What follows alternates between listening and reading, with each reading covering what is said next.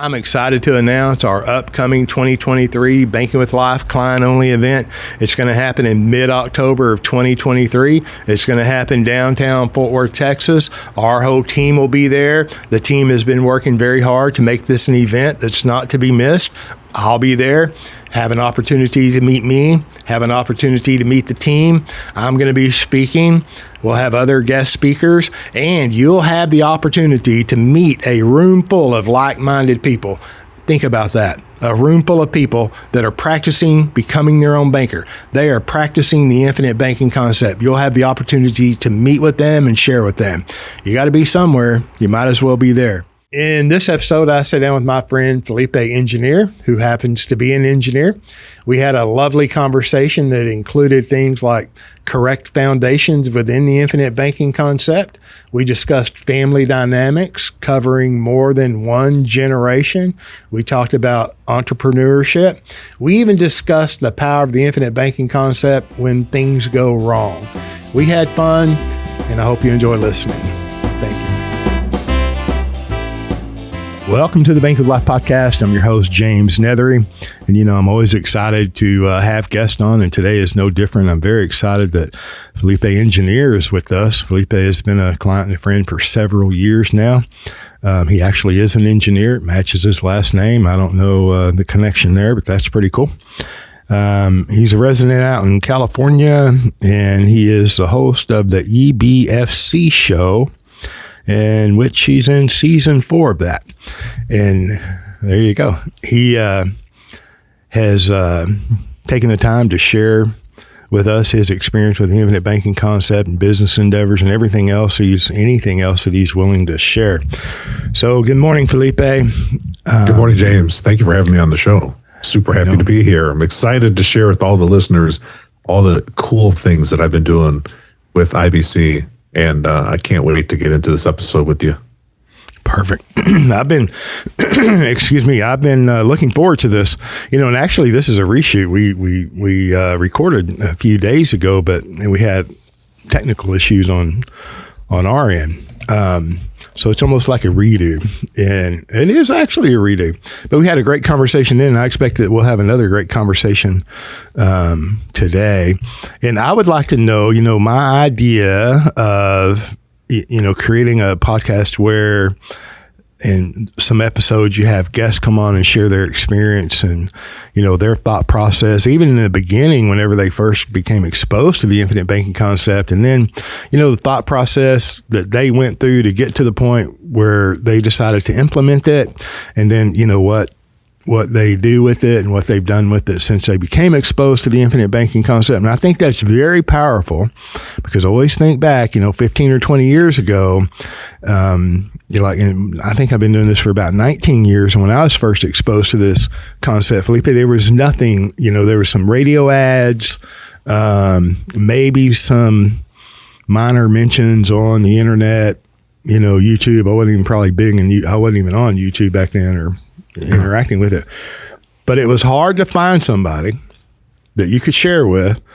The idea of becoming your own banker just didn't exist. Now, today, it's much different. You can go type in infinite banking and, 5 million ads pop up or whatever. So I see this as a great value for people like yourself to come on and share with us. And I, like I said, have been waiting to record an episode with you. So just take us back to the very beginning, sir. Give us some background of you, why you're an engineer, how you got there, and then all the way up to how you got exposed to this idea of becoming your own banker. Yeah, so as I was a kid, I was one of those kids, those problematic children that was always taking apart appliances in the house. And my grandmother said, this kid is something special because I could take apart the stereo system and have it back together before my parents came back home from work.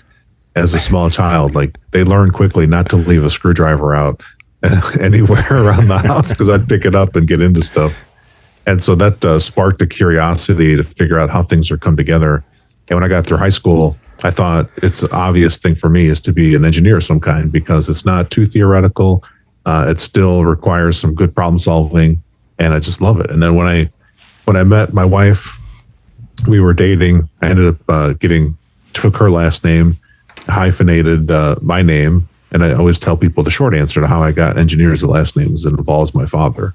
So my dad was adopted. And as a small child, I told my father I was going to change my name back to the family name once I got married. That would be like a good time to do it. And then I just got so used to it, I just kept it. And so he was super supportive of that. And we're happy with that. And as I did my research into names, James, it got me onto this whole topic of why I got interested in IBC to begin with. And it turns out that in Europe, at some point in the far, far past, last names were something that was made up by governments or local kingdoms so that the government could make sure, or the ruling party or class, to make sure that everyone paid their tax. And so it was done so that, if you had two James in the same village, they got tax money from both James, and they wouldn't just stop when they got your money. They'd go to the next James and get their money as well. And a lot of European names, when translated into English, will literally translate into son of. And there's even the same is true in some of the Arabic names. And this is a phenomenon across the planet. So all last names are made up.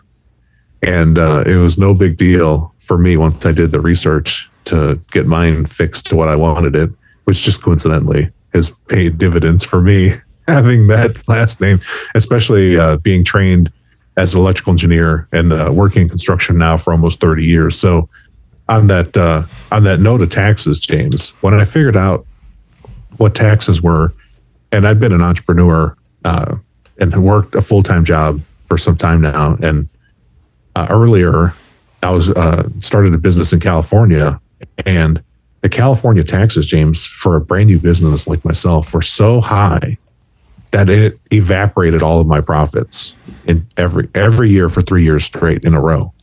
And it wasn't that we didn't have a good business. It didn't scale up, but we eventually got put out of business because the taxes, I would look at what we were doing in sales through the year, and then I would look at the taxes and be like, okay, I'm going to have this huge tax bill, and we didn't sell enough. Like, we're literally just making money to pay the California government. And I said, this can't stand. So I started doing research into businesses, and I thought, I'm probably missing something. It's probably something I don't understand. And then I got, after reading some books, Amazon recommended me Nelson's book. And the cover, it's this black book that's like a workbook style size. So it's not like a regular paperback. And it's less than 100 pages. And the title has a big bank vault on the front with a combination. And it says, Becoming Your Own Banker. And I thought, wow, Amazon's algorithm is amazing. They're onto something. And I read a little bit of the preview, and I got the book, read the book, and I was in disbelief the whole time. At the beginning of the book, Nelson lays down the principles that let the whole thing work. And so through narrative, it really hooked me in. But my thinking, James, in the beginning was just totally wrong. I just could not think right about this. And James, he gives me a hard time because I'm such a slow learner and slow reader. I think I've read Nelson's book, 15 plus times, probably approaching over 20 times now. And I've been practicing IBC for over 5 years now. What was the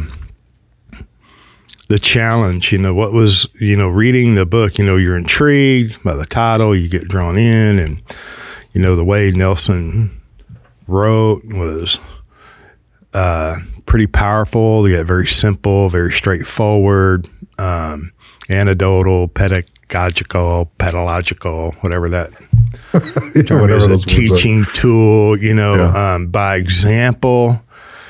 Where was the struggle?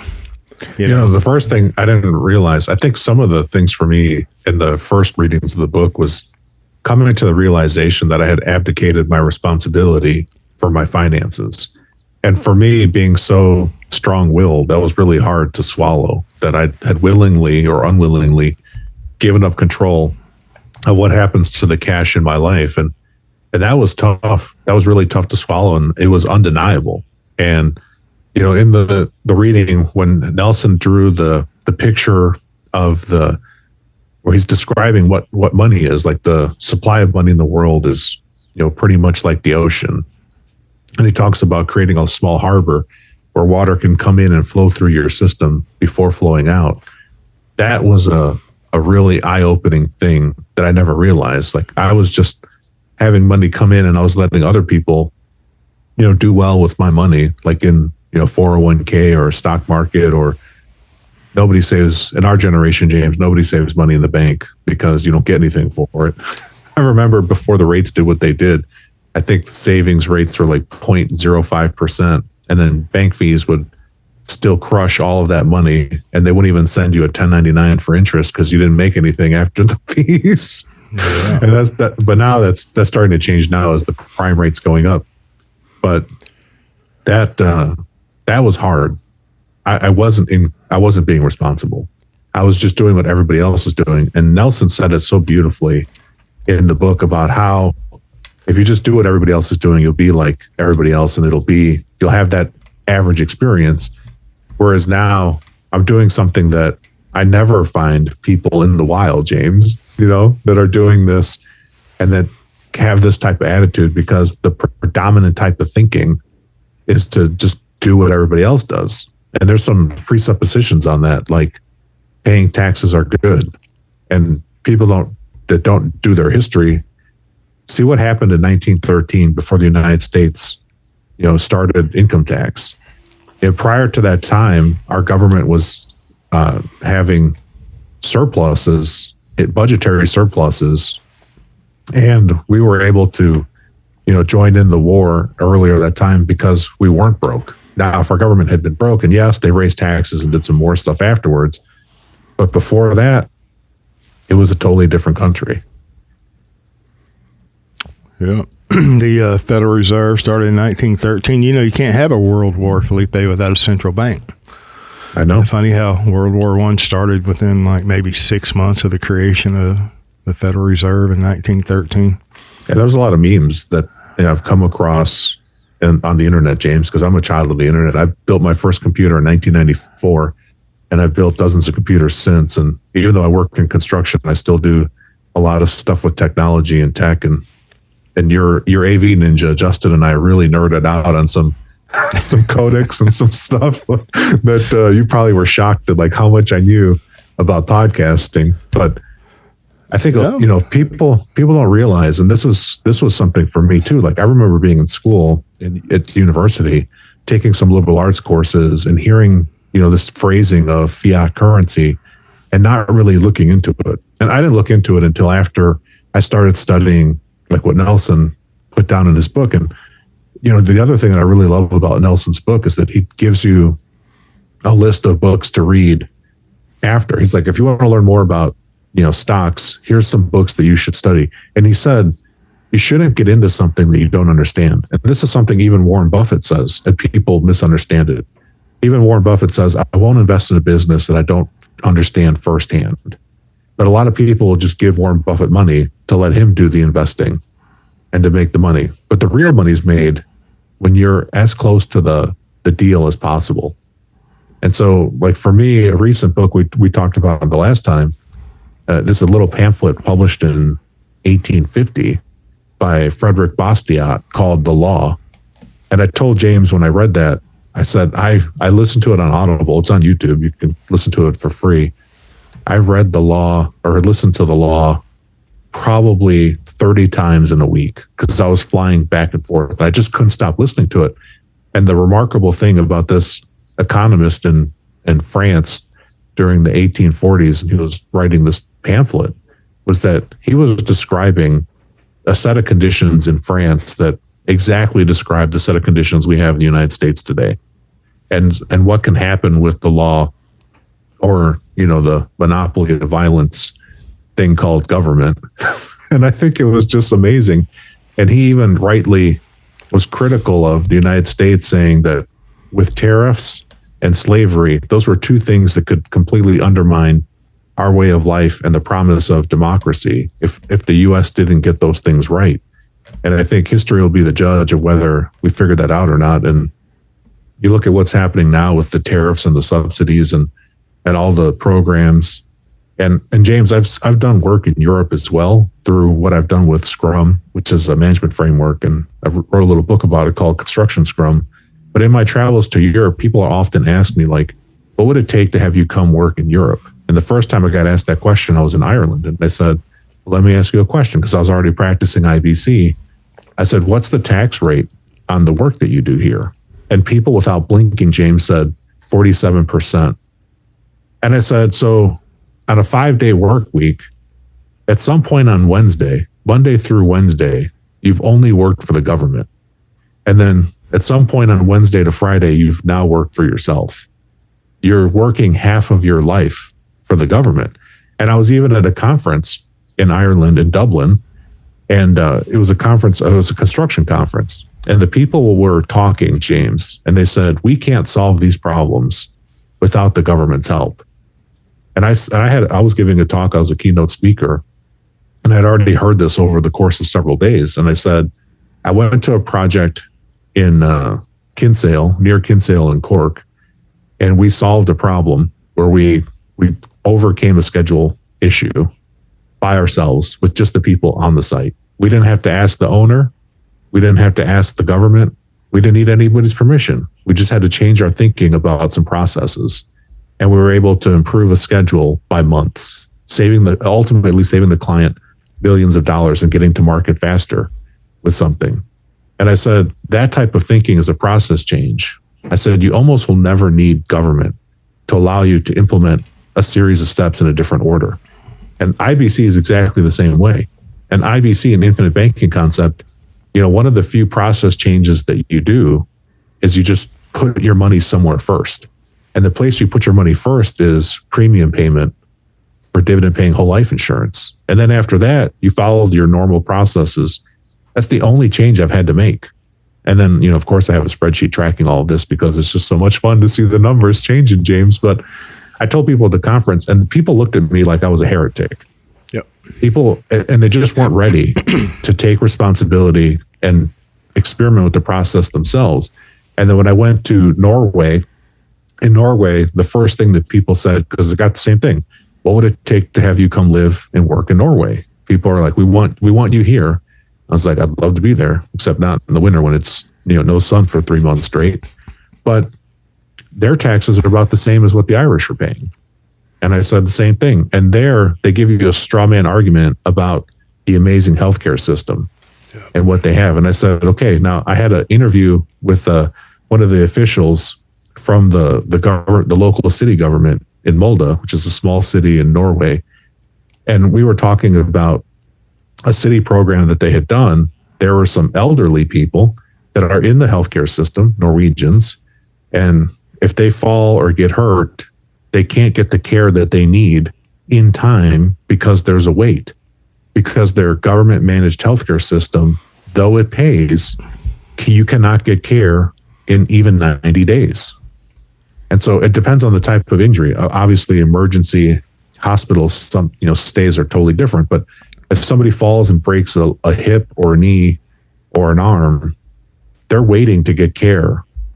And so they created another government program using more taxes to do some triaging of that in response to the root cause is that there's a huge waiting system because they're doing these large batch and queue type of treatment systems because it's government run.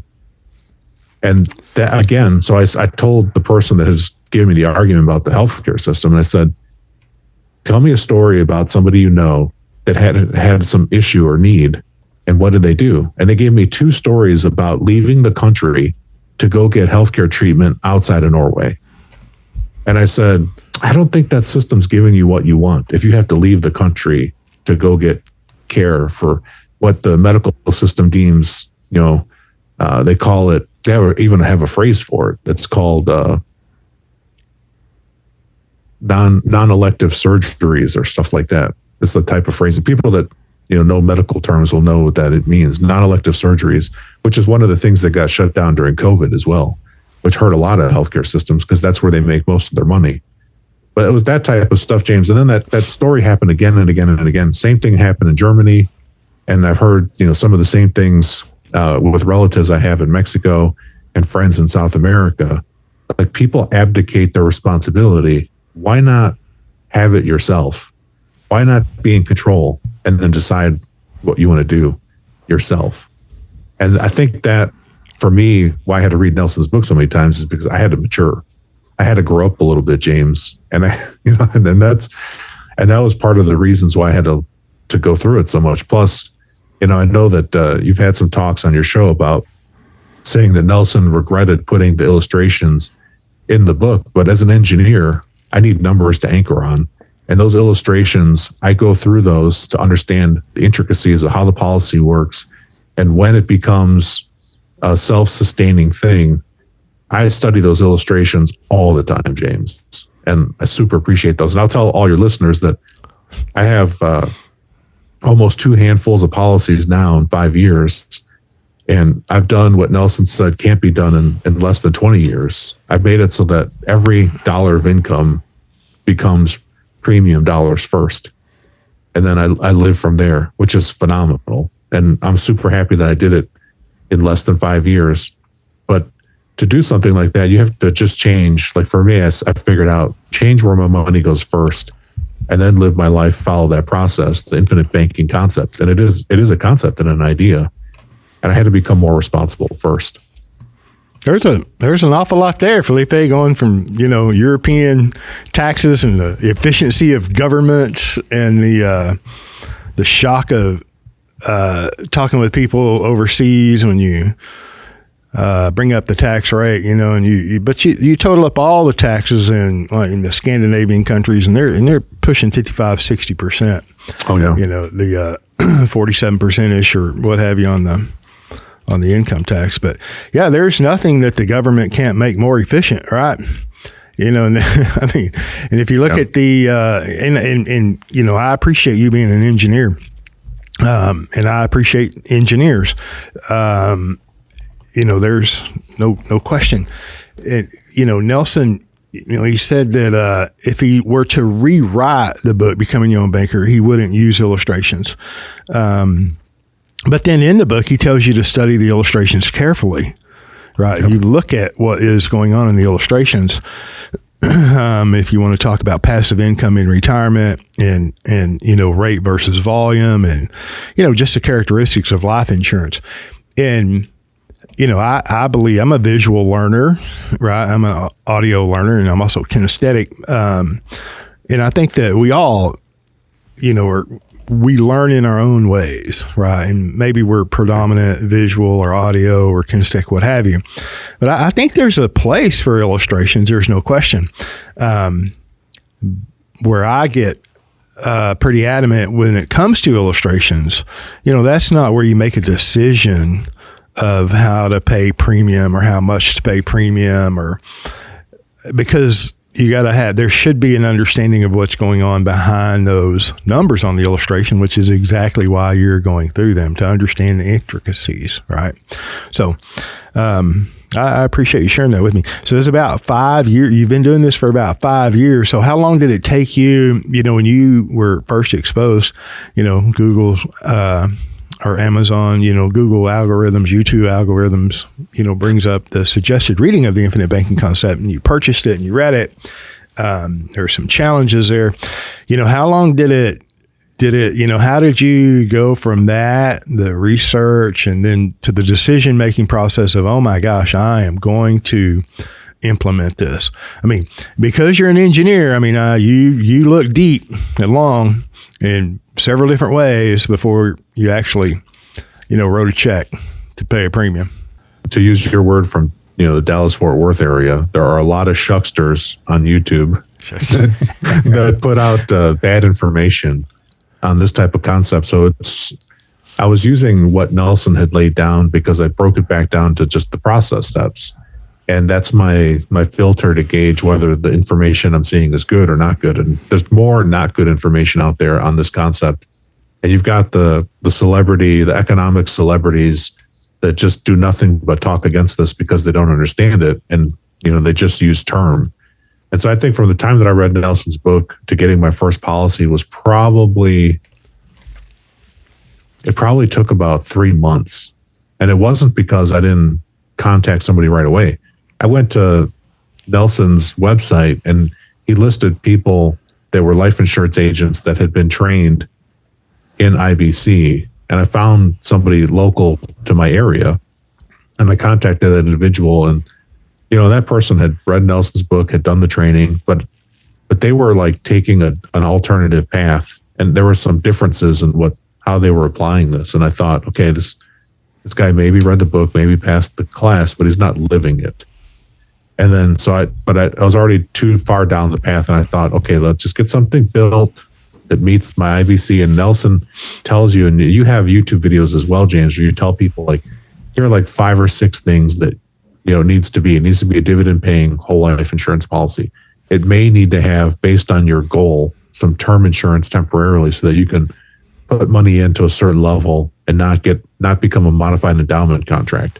So there's some good practical advice there for building an infinite banking policy, because it's going to be different than the predominant thing on life insurance or in this industry is everybody says dividend paying whole life is garbage. Those same people also say cash is garbage, and now there's been, the economic gurus on YouTube and on TV are saying the opposite now. The cash is king. And so it's funny how they just change, like, wind blowing leaves in the breeze. But Nelson was consistent on this type of thinking and gives great examples for why. So it took about 3 months. And then during that time, I came across your YouTube channel and found your video content, and I was like a serial watcher of this stuff because, like you said, there's nobody else you can talk to. I would talk to my family and they'd be like, that sounds illegal. Yeah. That's what people would say, like, that sounds illegal. And I'd say, actually, these mutual companies are even older than the United States. Some of them go way back. And even I love during the Great Depression that some of them paid dividends in gold just to show people how strong they were. And I get statements from the companies that I have policies in, and I look at their cash statements, and I now have my master's of business administration that I earned in 2018. So I can actually read cash flow statements and financial reports. And when I read those they give it to you like in a little tiny pamphlet. I'm just like looking at it like, this is a super healthy company. And I also love, in the book, Becoming Your Own Banker, Nelson talks about people that work at banks and insurance companies like gophers. And he said it in so many of his talks. And I remember when I set up my new business, James, and I went to the bank, I was working with the vice president of the bank at this one particular branch. And they were exactly like Nelson described in the book. It was amazing. Yeah. He used to say you could change the sign above the door from a bank, insurance company. They're all the same, Yep. So then fast forward from that, James, as I got it for myself, I had that problem that so many people have. And that problem is I need more policies. I got to make another branch because I would max out practicing being an honest banker. I ran out of places to put cash. And so I needed to open up other branches, and I got some additional policies. And at the time I was having some conversations with my parents. I've got some older parents. One was retired at the time and one was about to retire when I got policies on each of them.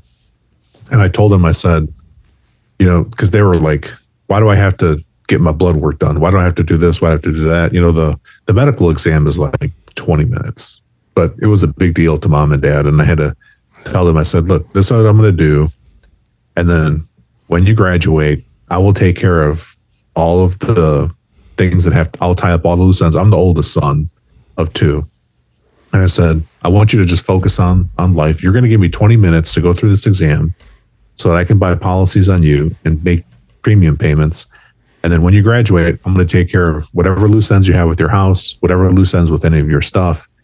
And I'll have a funeral celebration that, you'll be super proud that we did, so we can remember and close this part of our lived experience with you and pretty much get you whatever you want to make your wishes. And they were just like in disbelief.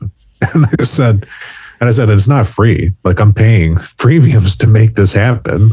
Right. But I said, doing this will allow you to have peace of mind, me to have peace of mind, because in my family as the oldest, like, it's just tradition that we just handle this, like, when it happens. And we've watched, I don't know what it was, James, when me growing up as a kid, we went to a lot of funerals.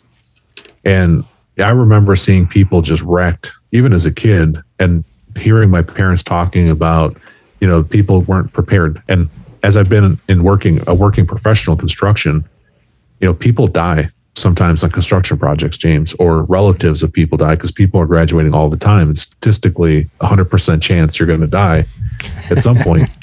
And I can't tell you, James, how many times I'm on a project and people are taking up a collection to help with funeral expenses or GoFundMe because people were not prepared and they don't have anything. And I thought to myself, like, oh, I don't want that to happen like my family. Like, I should know better. So what can I do to make this easy?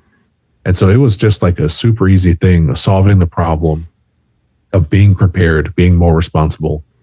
And then at the same time, James, like there's cash values there that I can use as part of my banking system so that if I need to do my own repairs, like we did this year, I told my wife, I said, I'm using, this policy on one of my parents is going to be our budget for home repairs, to a certain level. And so we got the house painted and we did some interior stuff. Like I had ran Ethernet to this computer that I'm talking to you on, and I kind of messed up one of the walls in the living room. I mean, it was like, I'm not a drywaller, James. I'm an engineer. And so, we had, you don't do the work on the construction side. Is that what I'm hearing? Yeah. That's like, people make fun of me because they're like, you're really good with a mouse and a keyboard. But so we had the people come in and I took care of all that with, taking loans and paying the loans back from a policy and growing that policy. It was phenomenal. Like it was the most stress-free thing. And now, the ceiling looks beautiful again. And I used, that I was solving a problem of just not having to worry about what happens when my parents graduate. But now I'm getting the benefit of using that as a budget or a bucket to take care of any type of home stuff. And we had, like I said, we had the house painted. We had some interior stuff done. Amazing stuff. And it was just so easy. And I remember, James, even my wife was like, how can we afford all this? I was like, well, we have this warehouse of wealth. And I say, just, it's, you put our money to work. And I've had to explain to friends, because I've talked about this concept with a few friends, and they don't understand that whole, like, your money grows compound interest uninterrupted forever until you graduate. And when you borrow, you're actually borrowing the life insurance company's money, and, at a reasonable rate, which is like typically simple interest, it's 8% now in new policies, but 5 to 8%, give or take. And that's all coming back to you. And people, like, if you haven't checked out Nelson's book, like, look at the illustrations when a person doesn't use their policy and they just graduate, what happens, when they're 65 versus when they use it heavily. The difference is 9 days. It's a 3 times, 4 times, it could be a 5 times increase in how that policy is going to perform. And I'm happy to say, like, every year I have maxed out everything I could pay, and I get within like $10 of modified endowment contract limits, so that I'm an honest banker, pay my loans back, and I'm pushing as much as I can into this vehicle, and then borrowing money to live my life and cover my expenses. There's an awful lot there, and, going back to your parents, and I don't want to, say anything or share anything that I shouldn't, but I think in our previous conversation, your parents, and you're the oldest son, so you're, going to take care of things, but you have another sibling, and your parents, want to make sure they're fair and equitable to the children. No, James. They have favorites. So, like, anyone, anyone listening who has more than one brother or sister, or if you're a parent with multiple children, you have favorites. And luckily for me, James, as the oldest, I'm not the favorite. So my baby brother is the favorite. And I told him, I was like, I'm glad you're the favorite, because I couldn't handle that much love from mom and dad. And so I told my parents, and we talked about this the last time. I said, now I've gotten this feedback from both of them separately. They've both my mom and dad have said, since we know you're taking care of everything, when we graduate, we no longer feel stressed about the things we're doing with your brother. And they now, my brother lives even north of me. He doesn't live in California. He lives up north. And I think he's in Washington, but close to Oregon border. And they've done a bunch of trips to go visit him. And he used to live in, somewhere west of the Rockies before that. And my dad said, he's like, until, you did this for us. He's like, we couldn't even think that we could afford to go visit him. And now we know our grandchildren. We go visit because they still live back in the Midwest. He's like, we have no stress about just picking up and going. And it's funny, James, just yesterday was Sunday. My mom sent me an email and said, FYI, son, just so you know, I'm going to go visit your brother for Thanksgiving. They're going to go spend Thanksgiving with my brother. And before we got on this IBC, when I had these policies on them, James, they weren't traveling anywhere. Their first year of retirement, they didn't go anywhere. My dad had a knee replaced, so he traveled to have that done. But outside of that, they didn't do anything. They didn't go anywhere. And then afterwards, they've been traveling all around and doing things. And my mom even said, she's like, I kind of feel like the rich grandmother, and I can like spoil the grandkids with stuff. And it's amazing to see like what they do and how much joy it brings them. And like you said before, I'm going to take your quote from the last time. You said, you can't put that in an illustration. Where is that in an illustration? It's not there. Like they just have a higher quality of life now. And it's like, they're not doing anything to make it happen. It's what I'm doing by having, them working through my system. It's a phenomenal. And I told them, I said, and for me, I said, do all that, spend all that you want on my brother and all those grandchildren, like enjoy. And don't worry about me. I said, when you graduate, you're going to give me this massive gift. And then I was joking with my mom, like, she doesn't like to make a big deal about stuff. I said, I'm going to hire a band to play at your funeral just to mess with you when you're gone. And she was like, you better not. I was like, oh, I know the band I'm going to get to. Like, I just know exactly the band I'm going to get, James. And so like now it's like fun and lighthearted. It's not so serious and sad or stressful. It's just a totally different vibe. And it's really liberating. I love that. And it just, my mind goes to an even distribution of age classes. Nelson's book, Becoming Your Own Banker, page 70 and 71. And if you look at that, he covered 4 different generations. And the first generation was your parents' generation. They generally have all the money. And he just demonstrates how if the grandparent would skip the children and buy a policy on their grandchildren, and they would do that every generation, you would create a perpetual system for the family over more than one generation, over several generations. And I know we've had the conversation, but I think it's huge. If, you're looking at the illustrations in Becoming Your Own Banker and you go to equipment financing, that's what you were referencing earlier. The more they financed, the greater the numbers were, from illustration 1, where there was no financing done by the owner. The life insurance company managed the money, and the premium was paid 4 years, and then the policy paid its own premium after that. But in illustration number 2, they started financing, a logging truck that they were already financing. They were just using associates finance. And there's a history to that goes even through Fort Worth, associates finance, that I'll share sometime. Anyway, and then then Nelson illustrated number 3, financing 2 trucks, number 4, more trucks than a tree shearer or bulldozers. And there's a lot there, but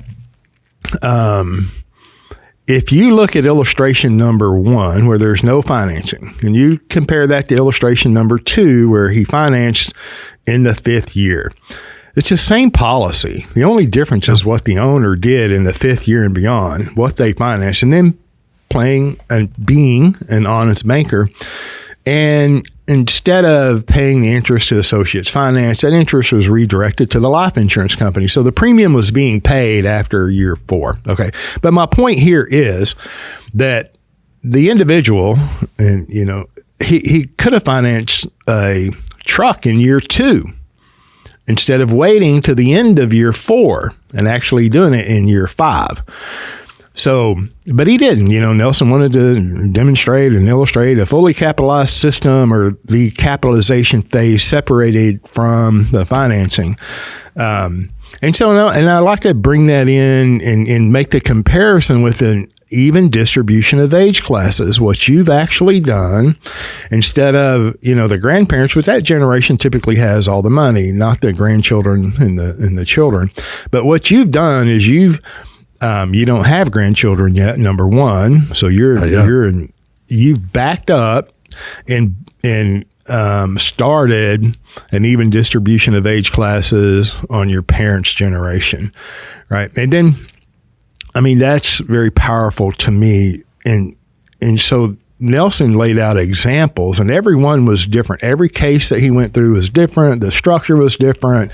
It was different, which I think is important. Every policy shouldn't look alike. We shouldn't get stuck on your policy should look like mine, and mine should look like theirs, and theirs should look like yours. It should be unique and really tailored to what the individual is doing, and that is absolutely possible, and that is the right thing to do. So you backed up, but then you've also owned policies on your son. And then there's a whole insurable interest and the limitations that the industry puts on us as far as how much insurable interest we have in different generations, how much total premium can we pay on our own lives. And that's a function of how much can be paid on other lives. So there's some, hoops that you got to jump through, industry imposed because, the government, like I said, makes everything more efficient that they get involved in. Right. And I'm not saying the government runs the life insurance industry. When James is saying that, he's being sarcastic. And I've even, just in case you didn't catch the sarcasm, because I've even told my son, because my son's in school, and in school, I told my son, follow the money. Who pays your teacher salaries? Who pays for the school? Right now he's in public school until I'm looking at some alternatives. But for now, I said, there's this concept of you don't bite the hand that feeds. I was like, you're never going to hear somebody at a school criticizing the entity that pays all their salaries. And I said, so you just got to be aware that that's happening. And like Nelson said in the book, Shakespeare, he quoted Shakespeare, all the world's a stage, and it's just actors playing different roles. If you don't know who the characters are in the play, you're going to be lost, or you might just be entertained. And so I told my son, in school, you're going to get information that's based on, government things. And we could rabbit hole, what's going on with public schools and the teaching. I told him, I just want you to think for yourself and question things. If you hear something and it doesn't sound right, think about it, reflect on it. Let's talk about it. You don't have to accept everything you're told at first glance, or, when they first push things across. And so it's important that you have to, think for yourself. And that's one of the hardest things. Nelson talks about that in the book, is breaking that tidal wave, James, of doing what everybody else does. Nobody is doing this, relatively speaking, right? You've got your educated listeners, your audience, and then your clients. So, people that are doing it, but to do it at this level, it's very rare. And so as I was trying to be a good student and go as deep as I could, I thought, okay, what's next? So, I took policies on my family. And then as I was getting policies, you're an agent in Texas, but you can practice and issue policies for people in California, which is where I'm living. And, I had two other agents in California, and their understanding of the system is totally different. And I even get the supplemental, hey, because it's California, here's this extra form, right? Yep. What does that cost the insurance companies? It's not free to have to deal with very specific. And even as an employee working at various different companies, I've worked in other states besides California, and California has a ton of regulations and laws, and that's not free. Companies have to spend time, money, and effort to deal with all those regulations and laws, in exchange for, almost perfect weather year round. Is that the exchange? Yeah. No, there's some states are tougher than others for, all business. California is absolutely one of them. No question about that. And, I'm excited to be able to practice, this concept personally and professionally. But, I'm an agent, and I'm also an investment advisor. I'm also a husband, a father, a son, a brother, a nephew, and an uncle, and generally an all-around good guy. But, I am licensed to practice, in all 50 states. And we have clients from New York to California, California to Florida, Florida to Washington, and all the states in between. And but there's California. It's almost like they go out of their way to make it difficult. Just your experience. How much does it cost any company, to do business in California? And then no wonder they're all coming to Texas. And I'm not saying Texas is the best place to live, but it's one of the greatest states. It is the greatest state in the union. But look, people are running from California because of the taxes, no question. And I've not been there long enough to experience the good weather. Anyway, I want to go to the even distribution of age classes again. I want to touch on this because it's very important. You've laid the foundation. You've backed up one generation. You're, practicing on your son, with your son. He has policies on himself. And then, you mentioned it a couple of times. You've gotten to the point I'm interested to know when you started thinking along those lines, or was it very early on, trying to make your income equal premium, which is difficult. Nelson said it would take the average bear 20 years to do that. 20 years. I saw it. It was thanks to you, James, because when I became a client of yours, you gave me access to a seminar that Nelson had done. And so you actually gave it to me as a DVD, which is hilarious. Here we are in 2023. Nobody gets DVDs anymore. So what I did, James, because I'm a nerd, I took that DVD and I converted it to MP4 videos and then put them on my cell phone. And as I traveled, because I traveled a lot for work, I fly 130 to 150 times a year for the type of work I do. So it's a lot of airplane time. And so I put those videos on my phone and I watched Nelson's seminar as I was flying around the country. And Nelson said, in this webinar, I think he was giving this in this particular snippet. It might have been to like a group of insurance agents and some other, everyday Joe and Janes in the audience as well. But it was because he was getting a lot of questions about universal life in the end, I remember. But at one point during the seminar, he says, it's going to take the average person about 20 years to have every dollar match. And he gave reasons for it. And the reasons are super valid. But what I found in my experience, because I am a high income individual and I have, income from multiple sources, I was like hitting the MEC limits on my policies like within the first, year and a half. And so like I needed more places to put this money. And so I was like, I remember in the book, even distribution of age classes. Oh, what about mom and dad? What about son and wife? So son and wife were next. Mom and dad were after that. And now I'm in the process of getting another policy on myself and having to deal with my own doctor's office as a barrier to getting my next policy, which is amazing. That you never know where you're going to bump into the next bureaucracy, James, but it's just around the corner. It's just around the corner. Don't worry. But we're going to overcome that. And so it was the foundation of what Nelson put, and thinking about trees. When it's so easy to understand, because Nelson said, he spent 10 years as a forester, and it described the process of how you put trees into a grid system so that you can, pick, prune, and harvest at different times of year from different sections of the forest. And we kind of do the same thing where we people are like the trees that get harvested when we graduate, pick and prune as life happens to you. And I thought, this is so simple, and this pattern follows nature. This is a very easy to understand pattern. And if I put this in place and teach my son and my wife, no matter what happens to me, they'll be able to do this and replicate this. So I actually have some really intentional, my son's 13. We've had some, and like I said, we've been doing this for 5 years. Some years ago, James, he even wanted to get a smartphone. And we're the type of parents who are like, yeah, you're going to be responsible for it.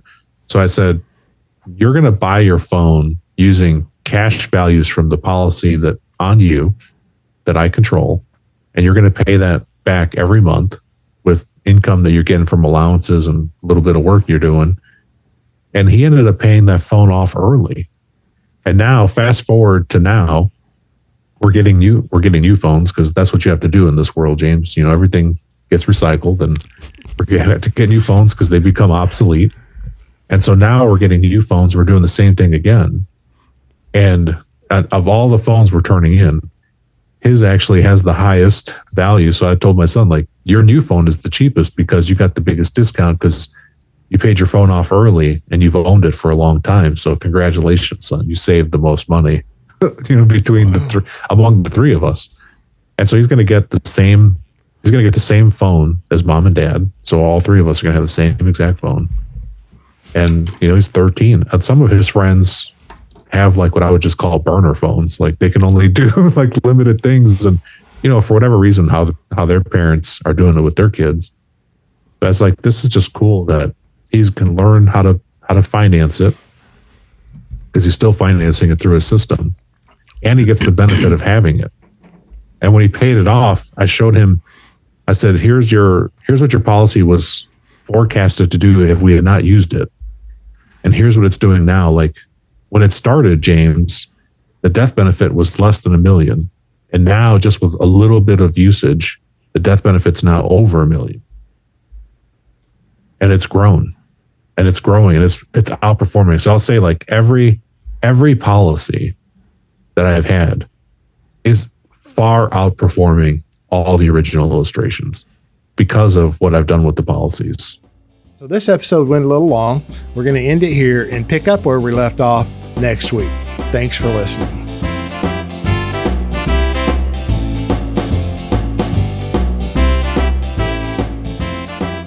Thank you for joining us on the Banking with Life podcast. If you're watching on YouTube, make sure to like and subscribe and click on that little notification bell. Otherwise, join us on Apple Podcasts and Stitcher for weekly content.